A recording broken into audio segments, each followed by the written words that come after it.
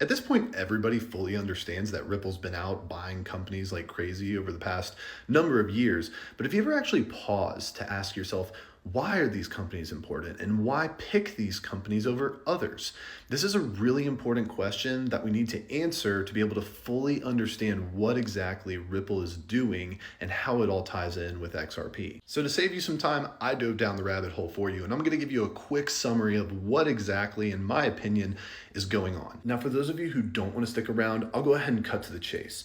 Right now, you can kind of think of Ripple as they used to be a product, right? They used to offer RippleNet and had a solution for cross-border payments. But over time, via these acquisitions, they've now become not just the seller of a product, but they have the warehouse, they have the delivery method, they have the product, of course, and they even have the checkout counter. So they are a one-stop shop for all institutional needs. And this is a huge move for their digital assets, right? Because now, instead of just waiting for regulation or waiting for things to come to them that make their lives easier, they've actually gone out and created or bought the infrastructure so that they can tie XRP into the back end of major institutions and players already working around the world. So, for example, acquisitions like Standard Custody or Fortress now give them the legal permission to bypass some of the red tape that they might face with the trust charters that these companies have,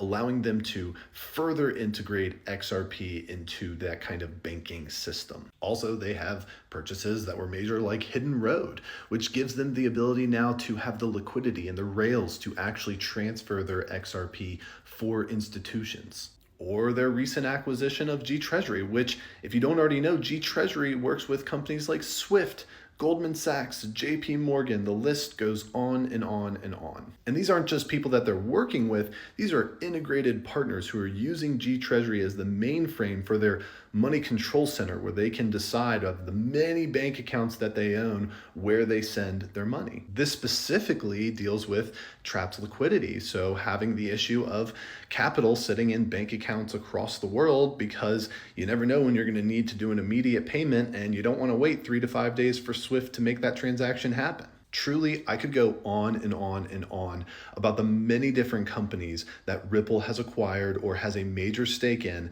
and how each of those is going to play a part in making Ripple a one-stop shop for all corporate and institutional needs, and how XRP is at the center of it all. So the next time that you're wondering to yourself if you actually made a good choice investing in XRP, I highly encourage you. Go pick one of the acquisitions that they've made that I haven't mentioned here